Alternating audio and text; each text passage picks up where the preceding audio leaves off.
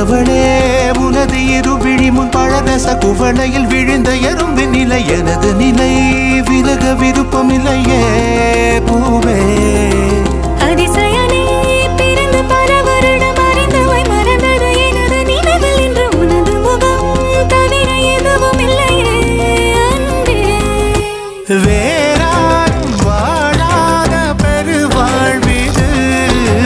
நினைத்தாலே மனமெங்கும் மழை தூவுது மழலையின் வாசம் போதுமே தலையினில் வானம் போதுமே ஒரு கணமே உன்னை பிரிந்தால் உயிர் மலர் காய்ந்து போகுமே நீதானே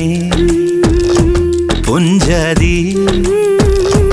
நானே உன் சரிபாதி நீதானே பொஞ்சாதி நான்